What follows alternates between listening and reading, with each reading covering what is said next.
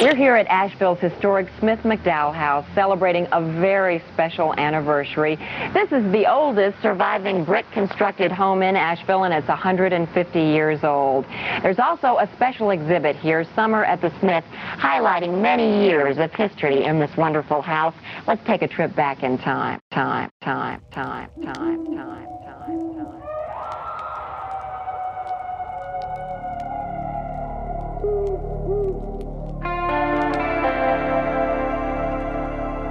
The Appalachian Mountains are some of the oldest in the world, and we just happen to live in them. One thing we can tell you, there are ghosts in the mountains.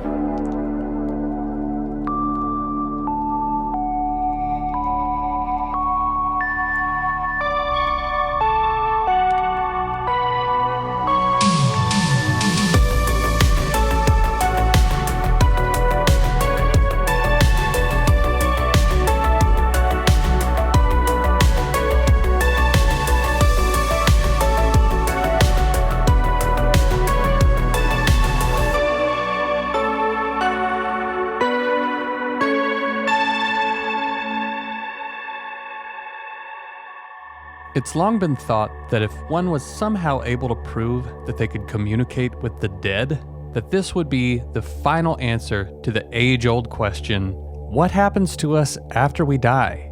And many think that electronic voice phenomena, or EVP, is the very gateway to finding that answer. So what is EVP, and how was this idea sparked? Well, EVP is typically categorized as unexplained voices or sounds that appear on audio recordings, but were in most cases not heard at the time of recording. Believers in the paranormal suggest that these voices may be communications from spirits, while skeptics argue they're most likely the result of radio interference, audio artifacts, or psychological interpretation, based on the human brain's attempts to find patterns in random noise. EVP are typically captured using digital voice recorders, reel-to-reel tape machines, or spirit boxes, which are devices that rapidly scan radio frequencies and create a bed of white noise that some believe spirits can use to form words. Investigators will often ask questions aloud, leaving space for a response, then carefully analyzing the playback for any unexplained voices. These voices range from faint whispers to clear and direct responses, sometimes even addressing investigators by name, or so they claim. But why did this become such a staple tactic in paranormal research? Some think that it all started back in 1952. Long before the rise of modern ghost hunting technology, an unusual event took place at a Benedictine monastery in Italy. Two Catholic priests, Father Pellegrino Ernetti and Father Agostino Gemelli, were conducting a routine recording session of Gregorian chants using a thing called a magnetophone. That's how Google pronounces it anyway. And although that might sound like it's a medication that uses magnets to clear out your sinuses or one of the world's most powerful X-Men, it was really just an early reel-to-reel tape recorder. Their goal was simple: to capture and study the nuances of their sacred music. But when they played back the recording, they heard something they had not expected. Voices that they did not hear while they were recording. Alongside the harmonious chanting, a faint but distinct voice emerged from the static. At first, they dismissed this as an error, perhaps interference from the recorder itself. But then something shocking happened. The voice spoke Father Gemelli's name.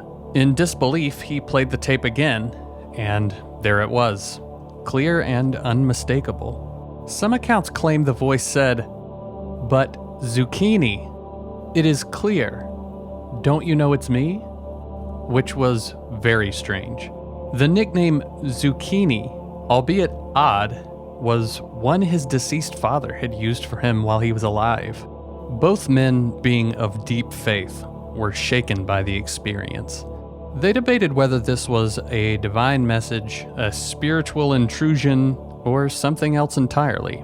At the time, they consulted Pope Pius XII, who reportedly assured them that their discovery was not supernatural in origin, but rather a new form of communication, perhaps an unexplored function of human technology. However, there's another element to consider. Radio broadcasting had been well established for decades by 1952. While experimental transmissions date back to the late 19th century, widespread commercial radio broadcasting didn't take off until the 1920s. By the early 1930s and 40s, radio waves filled the air worldwide, meaning that it was entirely possible for stray radio signals to be picked up by electronic recording equipment, especially sensitive devices like a reel-to-reel recorder. So, could this have been an instance of accidental radio interference, with the recorder merely picking up a stray transmission from a nearby source? Or was it something else? One of the first examples of what would later be called electronic voice phenomena. Despite the significance of this event, no publicly available recordings exist from that fateful day in 1952. The event itself has been widely documented in paranormal research circles, but the original tapes have never been released to the public. Some speculate that they were lost to time, while others believe that the Vatican or the Benedictine order may have kept them private due to the theological implications. Had the recordings been convincing enough, you would think that maybe they would use that as something to help further galvanize the public's perception of the faith they already believed to be true. But maybe that's just the marketing department in the back of my head thinking that. Regardless, this moment in history helped set the stage for future EVP research. Decades later, in the 1950s and 60s, researchers like Friedrich Jurgensen and Konstantin Raudove would further explore the phenomenon, attempting to capture and analyze unexplained voices on tape. Today, EVP remains one of the most widely used methods in paranormal investigation, with researchers employing digital recorders, spirit boxes, and frequency analyzers to capture potential voices from beyond. But long before this modern technology, two priests, armed with little more than faith and curiosity, may have been the first ever to hear something whispering from beyond the veil.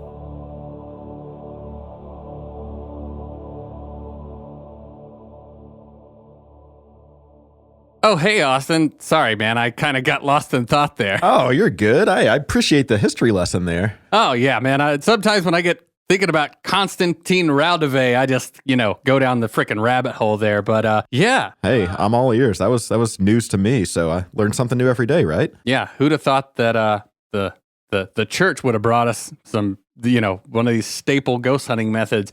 But anyway, sorry for the big poetic intro there, but you are listening to episode 4 of the Ghost in the Mountains podcast. I am your host, Caleb Hanks, and I am joined by my good buddy and your great co-host, Mr. Austin Burgess. Brother, how you doing tonight? I'm doing, but glad to be here. Better that I'm here. Yeah, I hear you there, man. It's been a wild, wacky week of all kinds of things, but every single time that we start doing research for this program, it just gets weirder and weirder, and we find out things that are sometimes not so wonderful to think about, but hey, man, history's history, and that is one of the things that we have tried to pledge to our listeners with Ghosts of the Mountains is that if we're going to dive into something, we, and by we, I mean Austin, is going to do the heavy lifting and really dive into this stuff, and when he does, man, I tell you what, watch out, because he's going to leave no stone unturned, and as far as I understand, that is exactly what's happening on this episode. So let's backtrack just a second. Why did I start this out with this big, long-winded excavation of the origin of the EVP phenomenon? Well, that is because one of the, what I would say, probably most prominent, but also introductory occurrences of EVP, to my knowledge, is not only one that happened right here in the town of Asheville, North Carolina, but I personally know very well the man who recorded it and also experienced it. In fact, he and I played some music together and we hunted many a ghost together.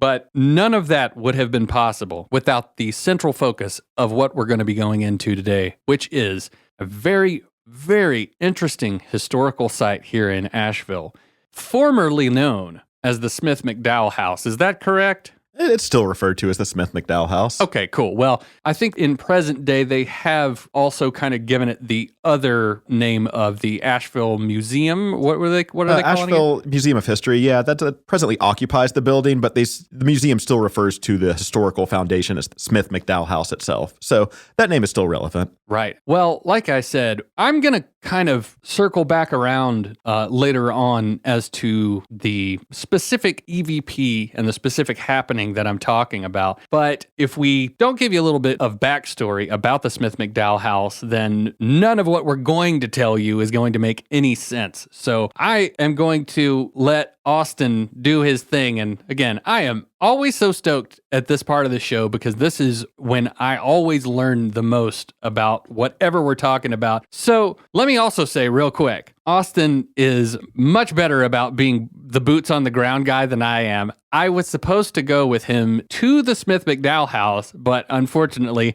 I had some horrific sinus pressure going on and I unfortunately canceled. But Austin is the man and he was able to do some boots on the ground research. So, dude, like you've been to this place, you've experienced it. I haven't been there in probably 20 years. What all did you find about this stuff, my man? Yeah, so I went and visited, as we mentioned, the Asheville Museum of History, which is presently occupying the Smith-McDowell House.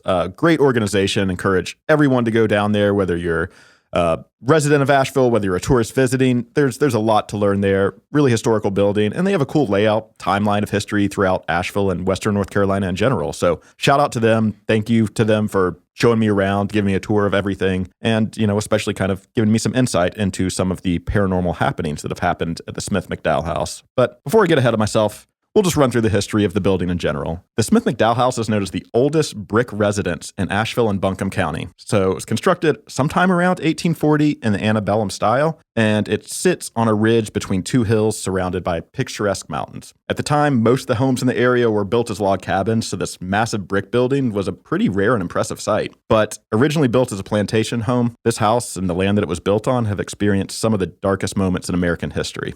That kind of history tends to leave an imprint. Or in this case, maybe more than one.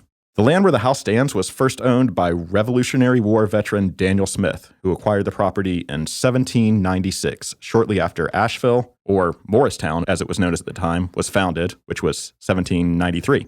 Before this, archaeological evidence shows that Cherokee occupied the hilltop where the house was built. The Cherokee people created tools and weapons from stone and utilized the land as traditional hunting ground until they were forced to move farther west. During the Revolutionary War, settlers of Western North Carolina primarily fought against Native American tribes like the Cherokee, who sided with the British in hopes of preventing further loss of land to westward expansion from the colonists. So as a captain of the Revolutionary War, Smith was a self-proclaimed Cherokee killer, allegedly bragging about killing over 200 tribe members with his 6-foot musket known as Long Tom. God almighty. This thing, they at the museum, they have it on display. It is a ridiculously long musket. Like, it literally stands 6 foot. So they indicated there was very little accuracy on it. So the claim that he killed over 200 tribe members might have been a bit of an exaggeration, but he probably at least fired that musket at least 200 times. Man, I'm going to go pretty nerd on you, but if anybody has played Final Fantasy VII, what is up with bad guys having like really weird long weapons? Anyway, sorry. Long Tom. So that is okay. Maybe he's overcompensating for something there. maybe so. Yeah. In addition to that, he was also a well-known slave owner and trader. So yeah, take that for what you will. Yeah, that is unfortunately, two big parts of history that are absolutely horrific. No joke. So in 1826, Daniel's son, James McConnell Smith, purchased 123 acres of his father's land for $1,000. James began building his fortune by operating a ferry, which later turned into a toll bridge, which would transport across the French Broad River, basically allowing farmer to transport their cattle to the market and, collect some profit off that. I'm just going to set up a shop right in between where you make your money. And for some reason, I'm going to charge you to go over it and make my own fortune. Hey, it worked for him, I guess. Capitalism at its finest. Indeed. So as a prominent businessman in the area, James also built and operated the Buck Hotel, in addition to owning a mercantile, a tannery, and even a gold mine. Do you know where the Buck Hotel was? I don't know the exact location. It's not currently standing or operational. I did find out, but I need to dig further into where that was actually located. Interested to see where that was. Yeah. So around 1840, James Smith began construction of this antebellum-style brick mansion on the plot of land that he'd purchased from his father. It is believed that the mansion was built entirely from slave labor, as James was notorious for being one of the largest slave owners in Buncombe County. Known today as the Smith-McDowell House, James Smith nicknamed the estate Victoria, which the road that the house is located on today was named after, Victoria Road. Oh, okay. Yeah. Well, fun piece of history there. James Smith used the estate as a vacation retreat for his wife Polly and their 10 children, but he additionally enslaved over 70 people during the period to care for the house, work the fields of the plantation, and perform work on one of Smith's many business ventures, whether it was at the house or the Buck Hotel, his tannery. He had quite a bit of labor going for him, unfortunately. At one point, Smith owned over 30,000 acres of land in Asheville and would go on to serve as the chairman of Asheville's Board of Commissioners in 1849. And that position was later renamed mayor in 1857. So by all accounts, he was a early mayor of Asheville. Was there a committee that signed him in, or was he just I'm mayor? I would assume there was a committee. If he's sitting as a chairman of the board, I would assume he had to get voted into that position. Sure, yeah. But that could be a big assumption. Who knows?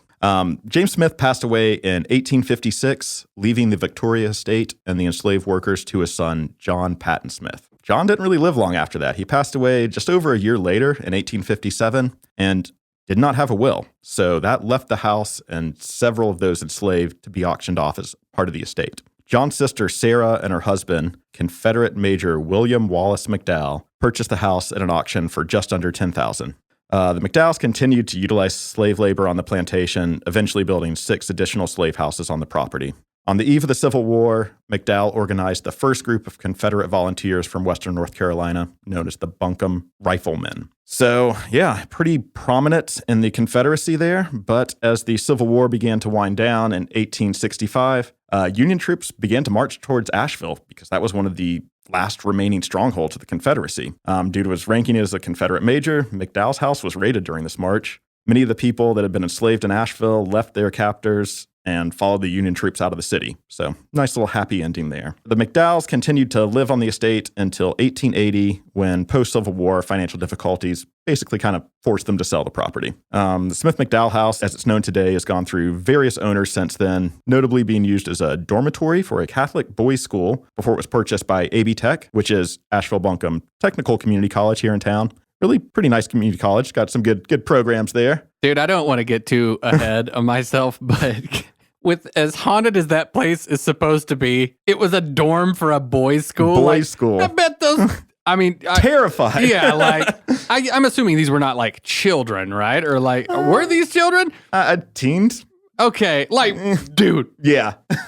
I bet some shit went down with those kids.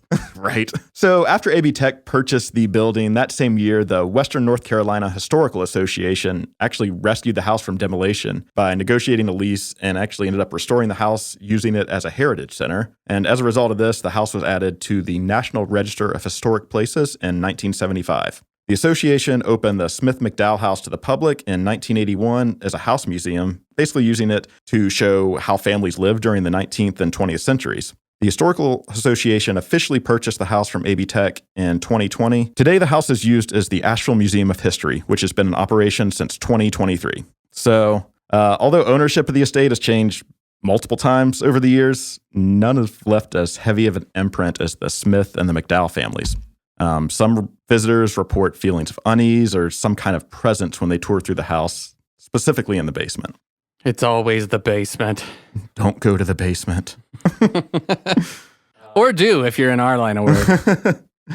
One guest stated that something's pretty weird down there. I don't really believe in that stuff, but the room just feels heavy. Other reports indicate photos have been taken, which include a dark, misty entity, cold presences, people hearing their names called, and feeling touched by something unseen. The basement area of the house was almost exclusively occupied by enslaved people, adding to the heavy emotions and history felt in this section of the house. Several museum employees actually refuse to go down to the basement to this day due to strange experiences that they've had in that area. The Historical Association hosted various paranormal investigation groups over the years at the estate, and they've all pretty much shared kind of similar conclusions about the strange occurrences in the house. Most prominently, going back to the lemur team here, But the lemur team held a series of investigations utilizing ultra and subsonic audio enhancers, night vision devices, advanced photography, electrostatic generators, and temperature gauges to look for really any signs of paranormal activity. Through these investigations, the team concluded that the Smith-McDowell House has at least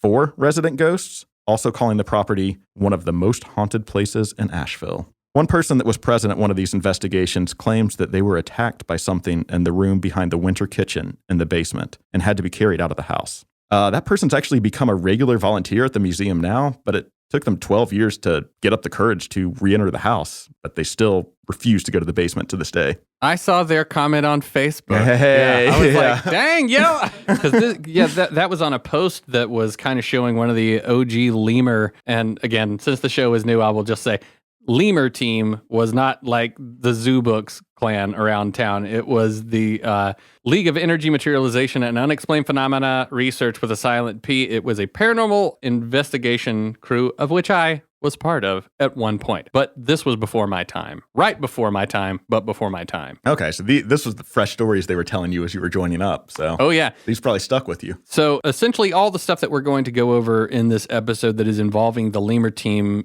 doing investigations of the Smith-McDowell House, that all took place in 2002. I believe that I became a member of lemur in the summer of 2004. Okay. Yeah. Okay. Yeah. Fairly fresh off that then. Yeah. So a lot of these paranormal investigation groups kind of determine the same thing. They have a lot of similar instances, occurrences, and they've kind of identified a lot of similar entities throughout the house. There's 4 that have been reported. I think there's more. There's a lot of theories on who exactly these entities are or what these entities are. I think there's a bit of crossover between some of these as well. And who knows, 4 could be a very low number, just judging by the dark history that this building holds. Sure. So, yeah, I think good time to kind of start exploring some of the different theories on who these entities are, if that sounds good to you. Yeah, absolutely. And then we'll get into the haunting.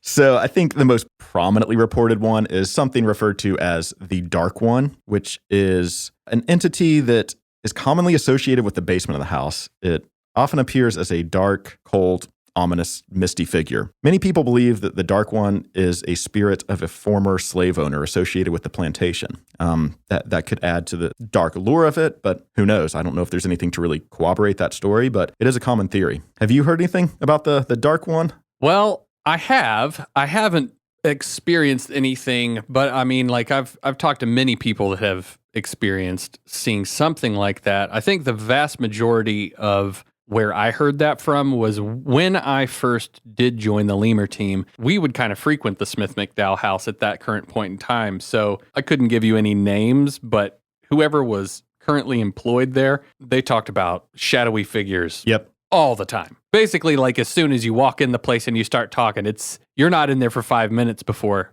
that terminology starts flying around. Yeah. And it does kind of give me, thoughts of a common thread here. We hear a lot about these shadow entities that you almost see out of the peripheral of your eye. And I think that's a lot of the descriptions that I've seen on the Dark One. The thing that's, I'll let you get into it, but I will say that these specific entities are a little bit more touchy-feely. Forceful? Than some of, because I mean, there are reports of shadowy figures that you see out of the corner of your eye all over the place. Not every one of them is tugging and poking and prodding and attacking. Messing. I mean, legitimately. Yeah, for sure. So one of the other common theories is that the spirits of the enslaved are also kind of commonly attributed to a lot of the paranormal occurrences associated with the basement area of the house.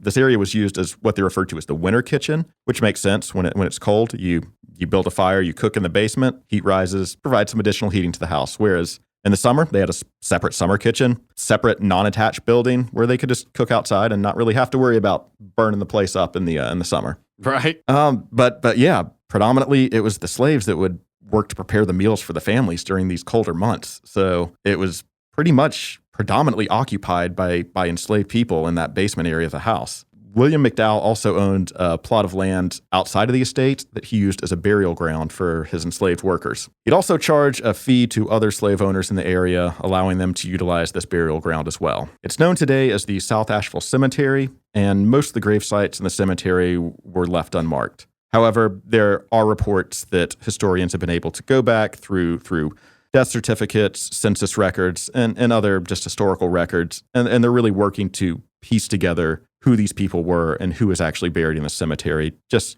to make sure that these identities weren't completely lost to time. Yeah.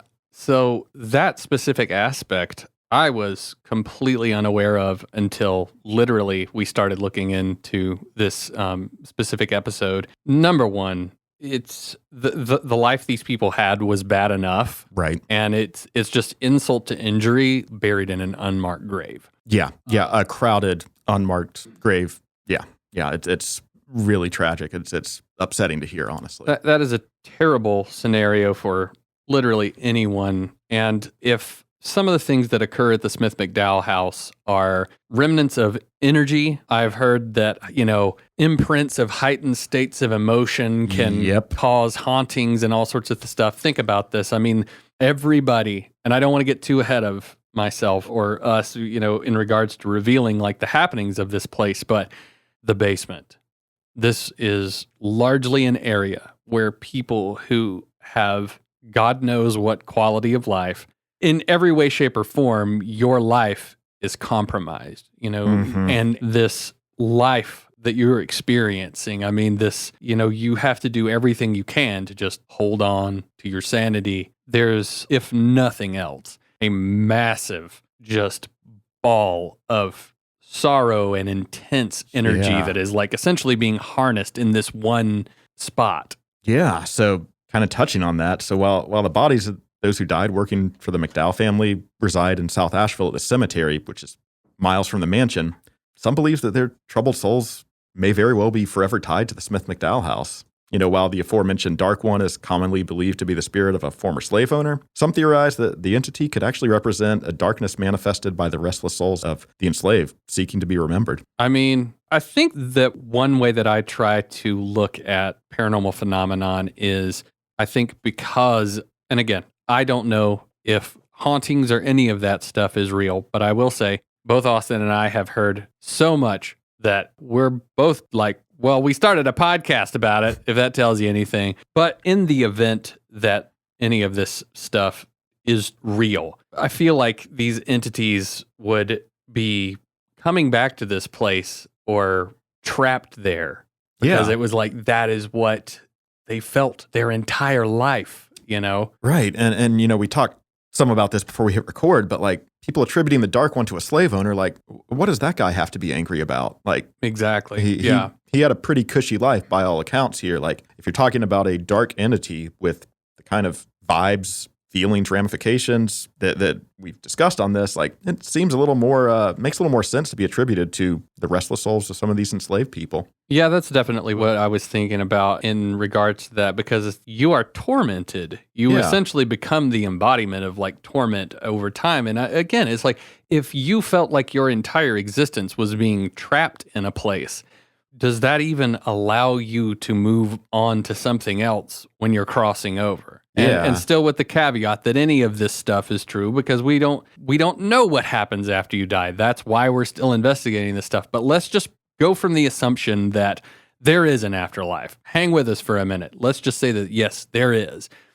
I don't even know that death is going to release you from that thought process. If you spend your entire life feeling like you're trapped. Yeah. And theoretically, when you pass on, your consciousness retains, your mind is still connected to that consciousness. So everything you've ever known is going to be retained with you in that theoretical afterlife. Well, from everything that you're telling me about this, it is no wonder to me at all that the Smith-McDowell House is a hotspot for paranormal activity. Yeah, exactly. Like I mentioned before, it literally is some of the darkest moments in American history that this house has really experienced. From Native American removal to the enslavement, it's a lot of things that history books, and especially in school, elementary school, high school, they don't teach you all this stuff. Well, they sure as hell didn't teach us that stuff when we were kids. We were taught that the Pilgrims and the Native American Indians, they broke bread together and everything was all hunky-dory, and we didn't think twice about it because we were in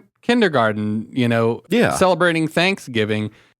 And I had no idea that the Revolutionary War had that element where the Cherokee basically formed an alliance with the British to stop that westward expansion. Completely makes sense But I had never really studied or learned that part of history until going to the Asheville History Museum. And that was news to me when I was going through and taking my tour there. Well, one thing that I want to shout out to the Asheville History Museum, I appreciate so very much that they do not try to sugarcoat this stuff in any way, shape, or form, because as gruesome and as grisly as some of these realizations are to some people, they are realizations as hard as they are to hear and to process. These things are real. They did happen. And I think it is so intensely important for everybody to know how bad people had it in that regard. And the Cherokee indigenous people are a huge, huge part of that as well. For sure. Yeah, I think the quote that I heard when I was, at the house was, we're not celebrating this. This isn't a celebration of this. This is just history, and we're here to record that, which makes sense.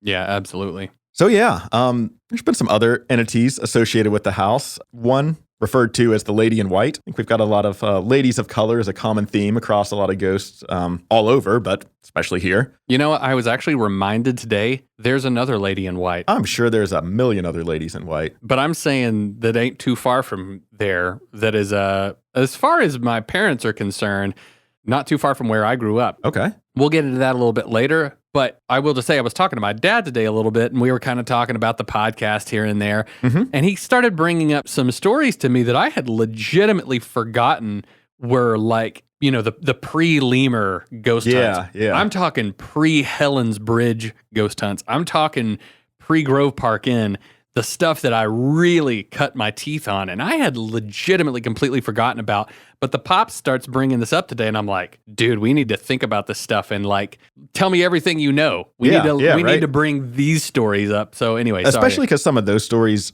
aren't in the common realm of this. So it could just be they're orally passed down. There might not be written records of some of these. So would love to be a part of the documentation of that. That's exactly what we're looking for. So anyway, sorry to go on a tangent, but I am diagnosed ADHD. So listeners, you're going to have to deal with that. All right. So jumping back, the Lady in White has been seen by multiple visitors and staff members over the year, often wandering the upper floors of the house in a flowing white gown. Some people report to have felt a gentle push up the stairs as if someone's helping them along. Not a shove or anything violent, but just more of a guiding hand. Though her identity remains unclear, some say that she is the spirit of a former resident who died tragically at the house. There are records that indicate a woman passed away in the solarium from tuberculosis, pretty common in Asheville around that time, and her husband went on to marry the nurse that was caring for his dying wife. Some attribute the entity to the spirit of this wife, upset that her husband kind of made a speedy remarriage there. Yeah, dude. Yeah. What a move, God. Yeah, right.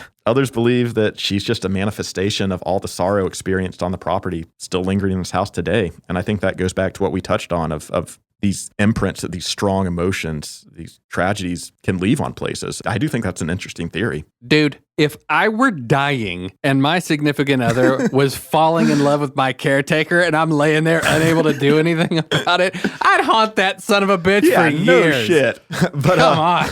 the interesting thing about the Lady in White is these reports don't really paint her as an angry spirit. She's associated with a different part of the house. It's not the basement where a lot of those kind of darker experiences happen. She's more associated with the upstairs area. And, she seems to be more of a gentle spirit than some of these others that we've mentioned already. She's like, he was a dick, but I'm not going to let it ruin me forever. That's my house now. That's right. That's, yeah. If there is an afterlife and you were able to see that happening, I think that would definitely strike a nerve. No doubt. No doubt. It's also believed that the house contains the spirit of at least one child, potentially more. See, that was a big discrepancy that I found. I don't know. I think there were just like different reports. Yeah. Some people said it was, look, maybe there are two children. And some people see one. Did you find anything where people were saying they saw two children at the same time? Nope. Nothing indicated that. Because I did see something about there being two children. Yeah, I saw two names, and one of the names has some association that makes sense with the house and the property. And sure. One of the other names just kind of seems arbitrary. But yeah. We'll get into that. So one chilling report involves a mother that toured the third floor of her mansion. She had her 10-year-old son with her. She actually noticed him kind of appearing to talk to himself multiple times throughout the tour, starting to get a little concerned about that. asked him what was up, and the boy claimed that he was speaking to another child that was unseen by his mother or anyone else in the house. Reportedly, he sat down on the floor and rolled the ball towards the spirit of this alleged child, when everyone in the room saw the ball stop dead still. After a brief pause, the ball rolled back in the direction of the young boy.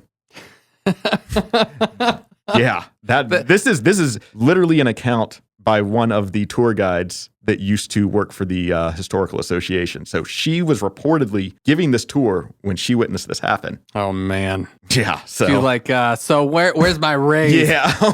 maybe that's when she resigned. Who knows? Lord. Yeah. So as I mentioned, the name Carrie is often associated with the entity, likely due to the McDowells losing a daughter of the same name at a young age. I did some digging into historical records there, and I found 2 Carries associated with the house. There was a young 7-month-old Carrie that died at a very young age from, times were tougher back then. A lot of children, unfortunately, didn't make it past a lot of those young ages. The common cold could take you out. Exactly. So there was the report of the 7-month-old Carrie, but then there was another Carrie, allegedly the daughter of Mary McDowell, who died at a young age, I believe around 14 years old, which, also kind of makes sense in that realm of a child. And the other name I mentioned hearing was Sarah, that was reported quite often, but Sarah McDowell was literally the husband of William McDowell, who purchased the property in the first place. Or the wife? The wife.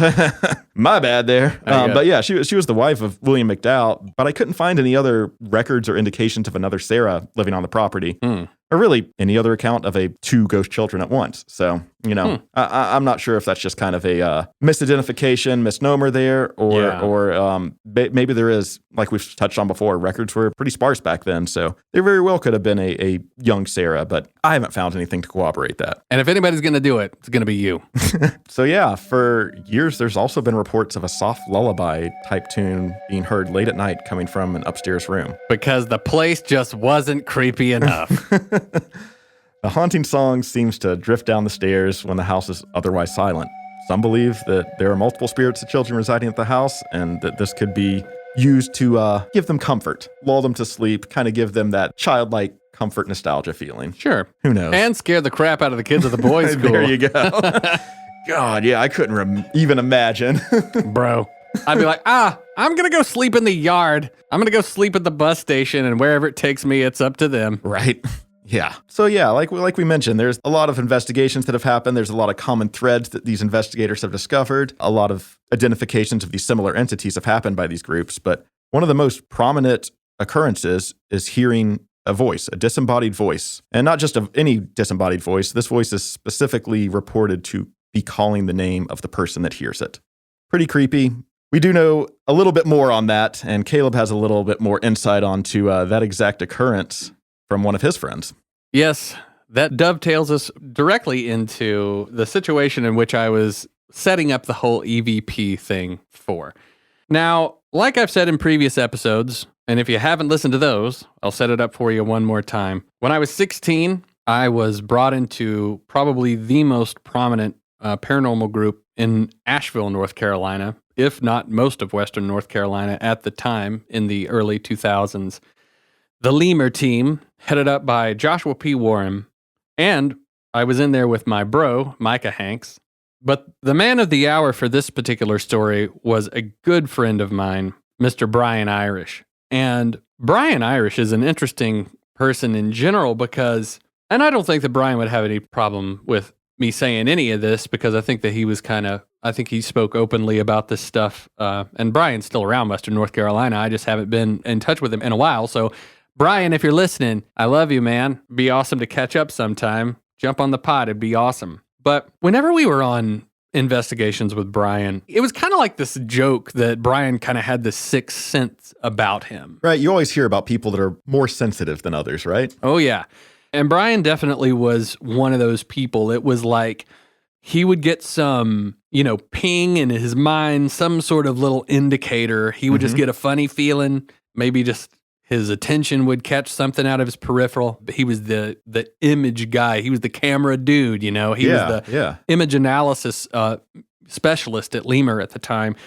And the dude got results. I mean, there were so many things, and some of them are still on the Lemur website that Brian would just have a feeling about. He'd point that camera in that direction and boom, My perception on the orb phenomenon is kind of, I haven't really thought too much about it in a very long time. And I think at some point in the next little bit, I think it'd be worth our while to maybe do a deep dive on the orb phenomenon and really, because there have been some images that we've both looked at even in recent times where we're like, man, that's pretty bizarre, especially given the context. Right. I was showing you the one from Brevard the other night where it's the glowing ball of light on the bridge. Absolutely. And not to mention that one that you showed of the pink orb there in the Palm Court. Yeah. I think it was the Palm Court. I think it was actually right outside the 545 rim, if I believe. Oh, well, there you go. Still technically Palm the Palm Court, but very, very specific. But, Brian was one of those guys where he would get this feeling and then pops the camera, boom, crazy ass looking orb photo.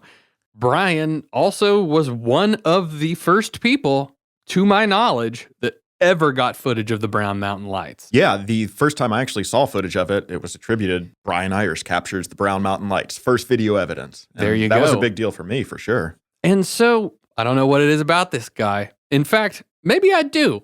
Every single time I hung out with Brian, he was just a very warm, loving, supportive, cool dude. Like, when I got into the Lemur team, yeah, there was certainly a decent amount of like hazing that would go on. Nothing crazy, but but man, Brian was he would like jokingly mess with you a little bit, obviously, but like Brian was as good as gold, and he still is, just to my knowledge, just a sweetheart of a person. And I think that's one of the reasons that he was potentially able to get some of this stuff, because he was just conversational. He was approachable. He's just easy to talk to kind of dude. That makes sense. You open yourself up, you allow that kind of approachability, and that happens in all aspects of life, but why would it not work in this element as well? Yeah, Kinda absolutely. makes sense. And he's always projecting that when we would be in a paranormal investigation. I've kind of grown to dislike the term ghost hunt, because it just seems like at face value, it's a little primal, you know what I mean? Yeah, I just pictured these like ghost TV shows I would watch back in like middle school, high school, and it's just like something happened. Just, what was that? What was that? Every 5 seconds. And it's like, well, South Park did it the best. Yeah, right.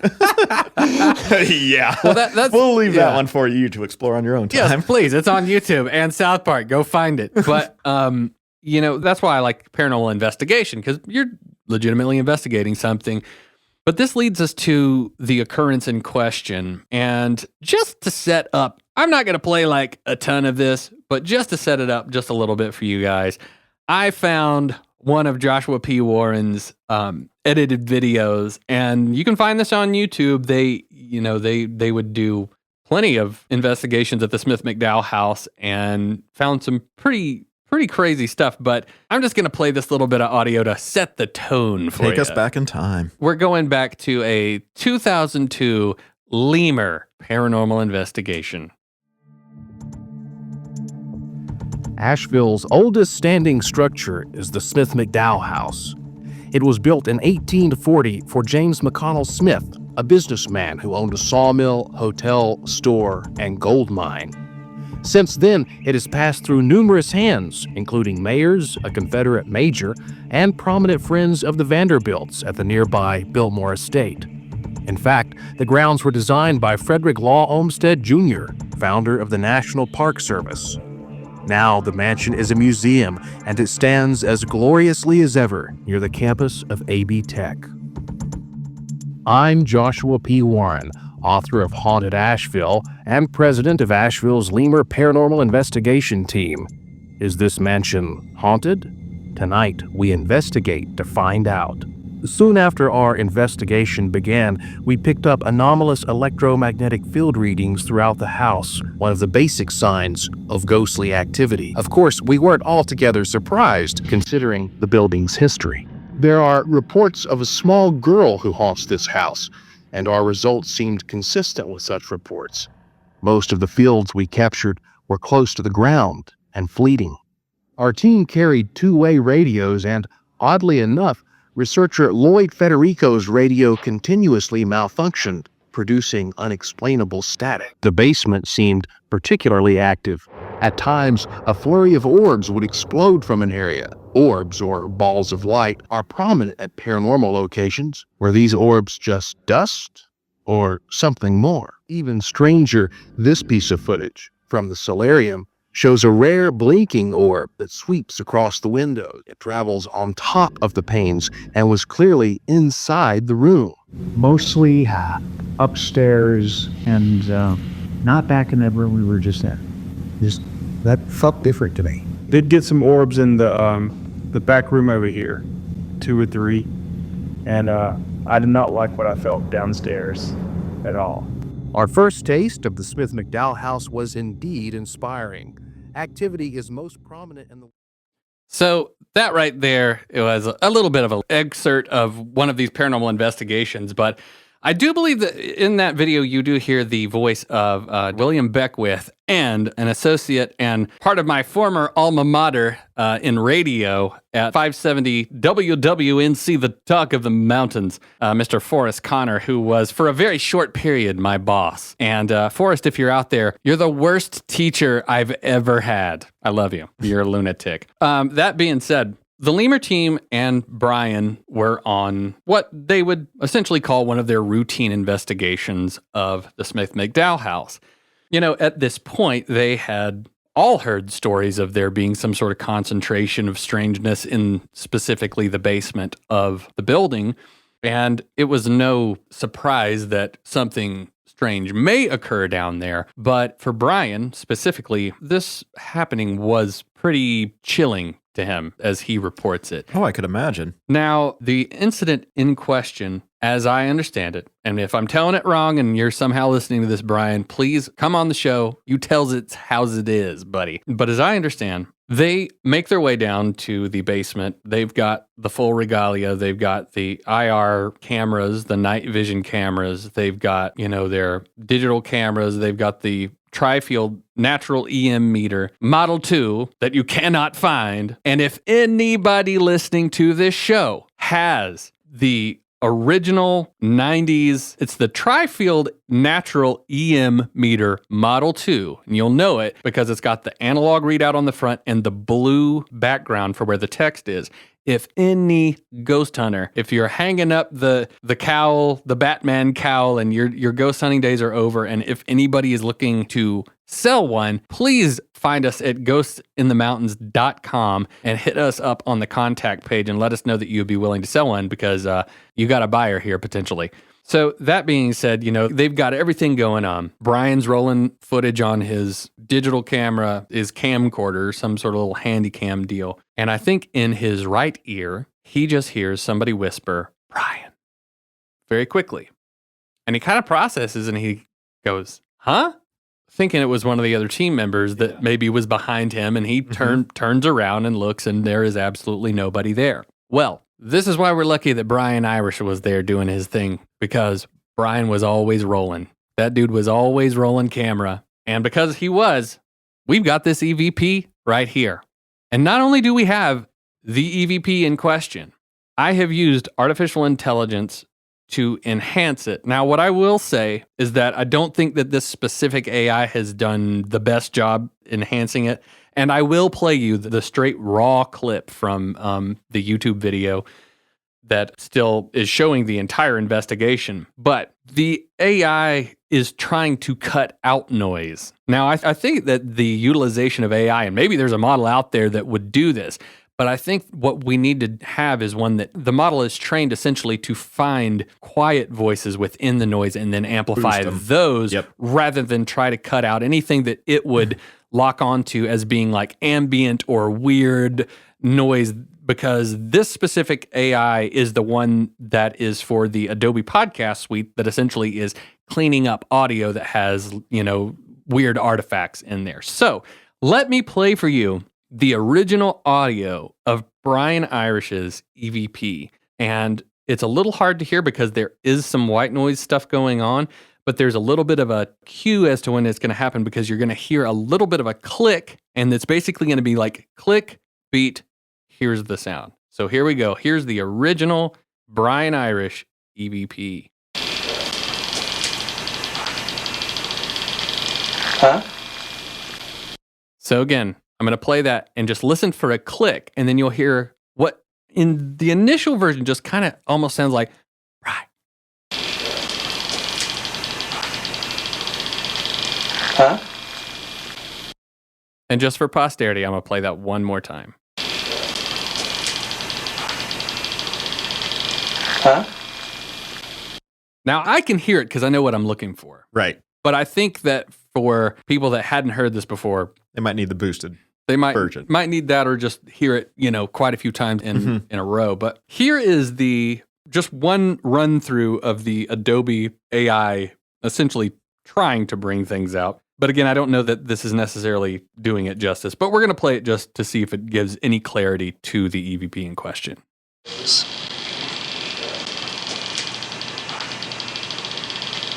Huh? So you can see when Brian goes, at the end, that part is enhanced a lot. But I mean, I think it does clear it up a hair, but we'll play that one more time for everybody.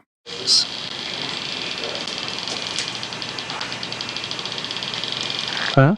I think it definitely did clear it up a little bit. It does. It's a very soft whisper voice. So, Yeah. So one thing that I did, just so there is no question about where it is in the audio, is I took the audio you just heard there, but I clipped just milliseconds before and after of the actual EVP, and I've got that to where just the Brian part is boosted.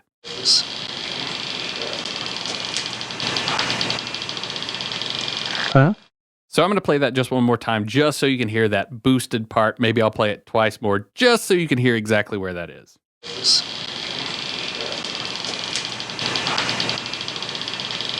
Huh? Now, here's the thing. I think that a decent amount of skeptics, and I kind of look at myself as like half skeptic on this stuff. Who knows? Maybe more than that. But I think it's kind of easy to listen to an EVP like that and be like, that's nothing. right. That could easily be faked, or it's just a weird kind of anomalous sound.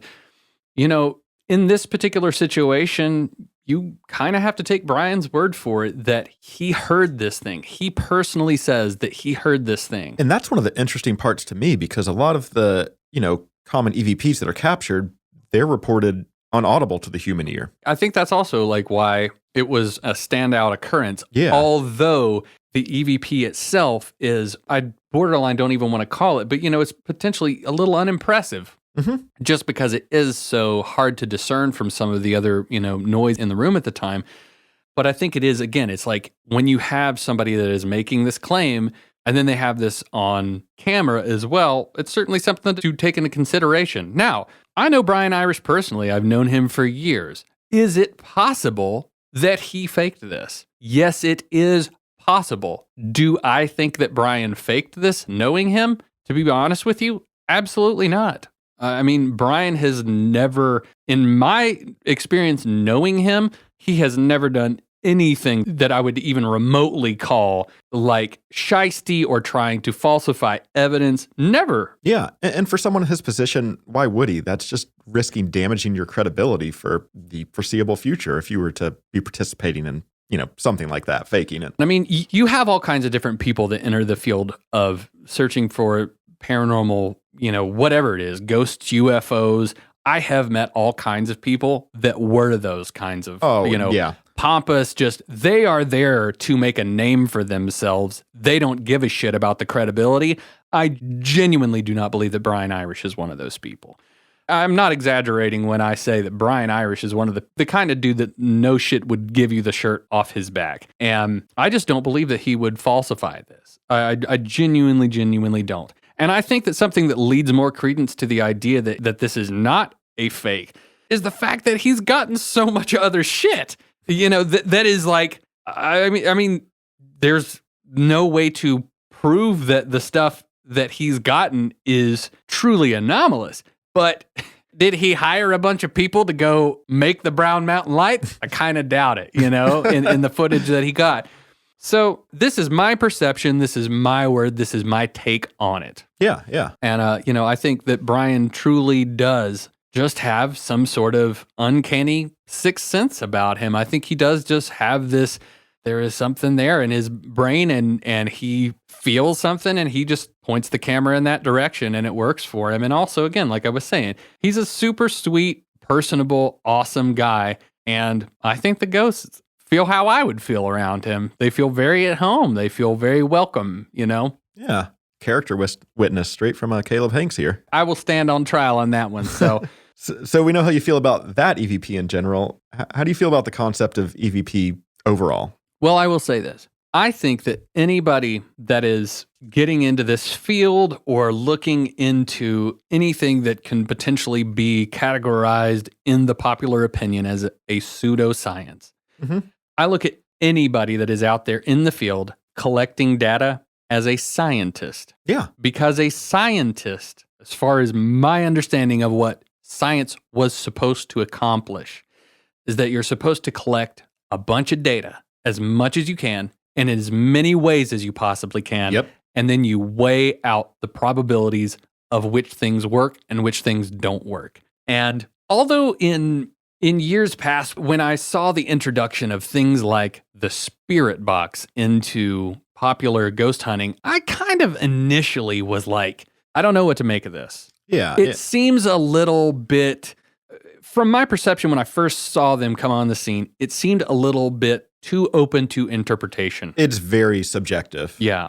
And look, this is not me just crapping on the idea of it, because everything I just said about anyone's job as a scientist, I think you have to throw everything at the wall and see what sticks. Yeah, it's just another data collection point. You know, I understand the subjectivity of something specifically like a spirit box.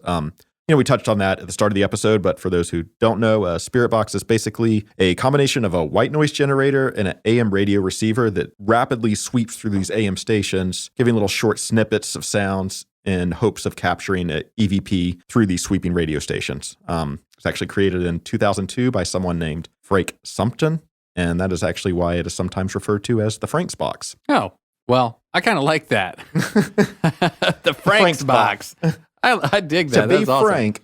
Well, yeah, I mean, again, now part of my perception of the spirit box comes from also that I have never ever tried one out. Yeah, and I understand that. I actually own one. My partner Adriana and I bought one out of curiosity to try to, experiment with, if nothing else. A data collection tool there. So all that's going to change for me, baby. We're going to bust out the spirit box. No, I'm actually interested to use it because you were telling me about, you use it a little differently than some people, right? Yeah, so we found a mod where a spirit box basically comes with this big antenna that pops out of the box to allow you to pick up these AM stations.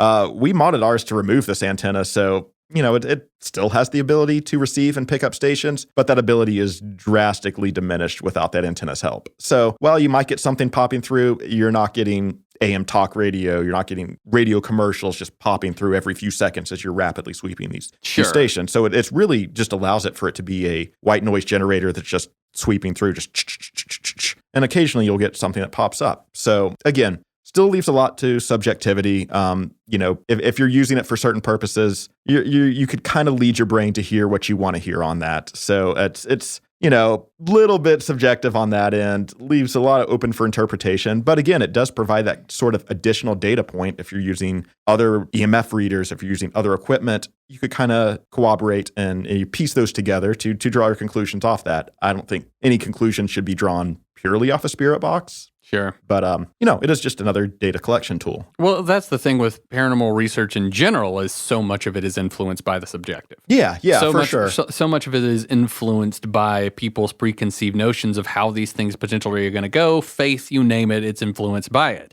Yeah. I think that's why, in the sense of a straight nuts and bolts approach to ghost hunting, that's why I look at things like, recently I've kind of been looking into investing a little bit into maybe some thermal camera technology, stuff like that, because it's kind of, not to say that anomalies do not happen with that. They obviously can. But that to me is something that was not super readily available back in the day. And now that the technology has become, number one, more compact and secondarily cheaper than it used to be. For sure. That it's so much more accessible. It's like, why not take those things into the field when we were not able to use them back in the day? Yeah. And one other method that's kind of used to try to remove some of that subjectivity from the spirit box is something that has become known as the Estes method, which was developed by Carl Pfeiffer and Connor Randall when they were investigating the Stanley Hotel, which is in Estes Park, Colorado, where the name is derived from. In this method, they use two different people for performing the spirit box investigation, I should say, where basically the person using the spirit box uses these big noise-canceling headphones plugs directly into the aux to the spirit box. So literally all they could hear is that thing sweeping through the channels in their ears. Can't hear anything else going on outside of that. Can't hear the person next to them talking. That's all you're getting in your ears. They also use one of these big blackout sleep masks to block out any light or really block you from seeing what the person in front of you is saying or doing. And the theory behind this is that the person on the spirit box is almost just cut off in this trance state that they're just listening for whatever they're hearing and they call out words as they hear them. While the other person on the other side is sitting there asking questions, and the person on the spirit box, as they respond, there might be a little bit of a crossover. They might actually answer the question with something relevant based off what they hear the spirit box kind of channeling through and sweeping through.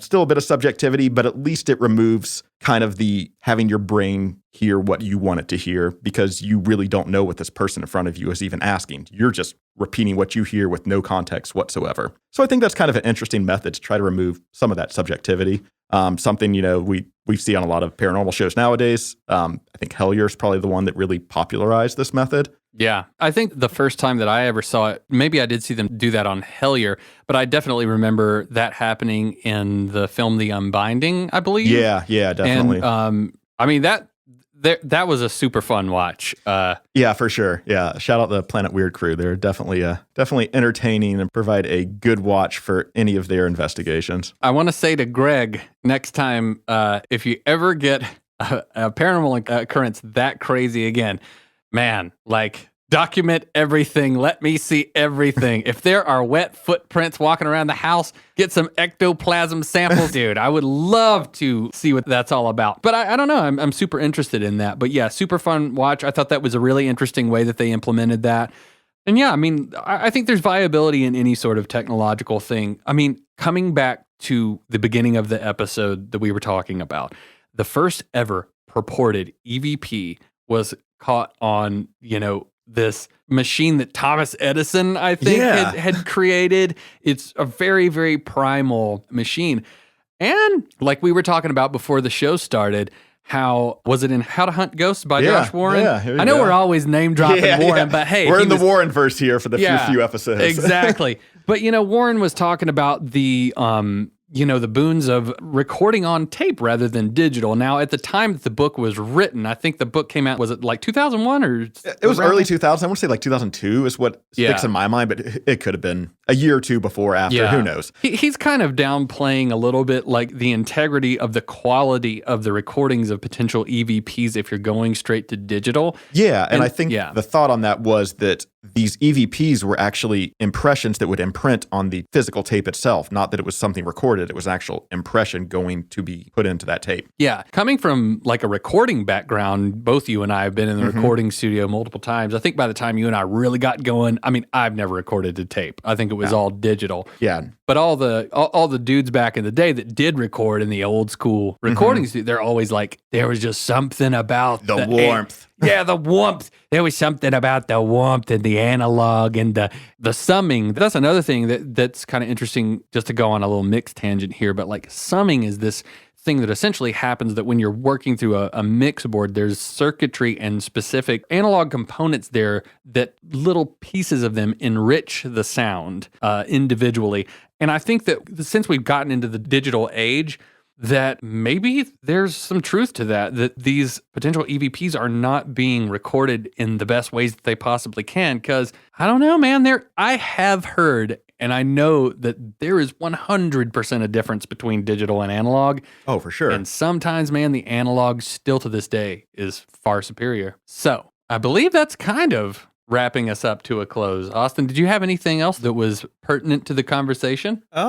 Not really anything to tie onto the EVP subject. I think we covered that pretty well. We could, circle back to the Smith-McDowell subject and then wrap up from there. Yeah, let's do it. So, whether it's the whispers of past apparitions that refuse to fade, the Smith-McDowell House is undeniably one of the most haunted places in the region. But despite, or perhaps because of its eerie reputation, the house remains a landmark drawing history buffs, ghost hunters, and curious tourists from far and wide.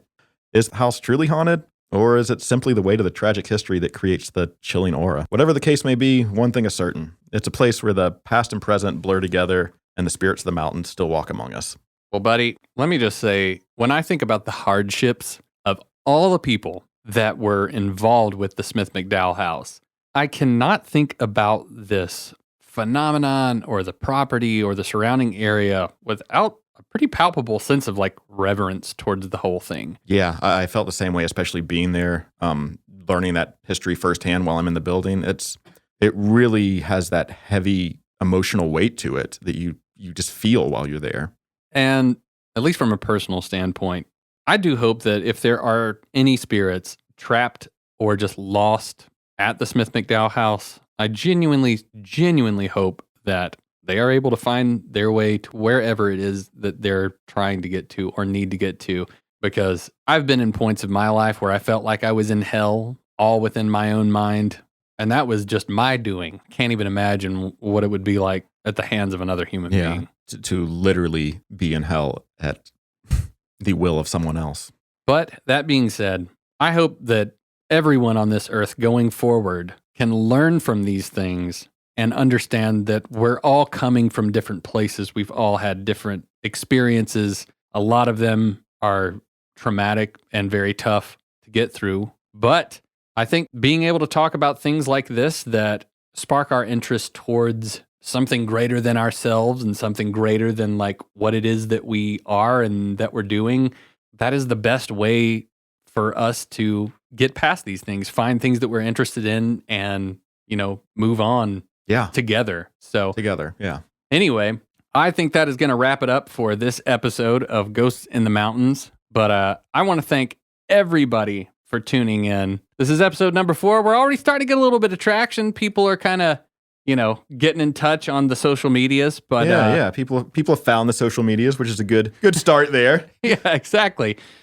But for more information about what we do, please go to ghostsinthemountains.com, not goatsinthemountains.com. This is not a livestock podcast. We have all kinds of information there. We just kind of started putting some articles out there about current paranormal happenings. And we also have live some of our hurricane relief from Hurricane Helene merchandise line. 100% of the proceeds of that line will go to helping out the victims of Hurricane Helene. If you have a paranormal occurrence that you would like to talk about and you would like for us to talk about on the show, please email ghostsinthemountains@gmail.com. We would love to talk about your paranormal occurrences on here. I want to hear stories that I have never heard before. Austin and I are so into it. I don't care if you're in the mountains. I don't care if you are on a barge in the middle of the Atlantic. Send your stories.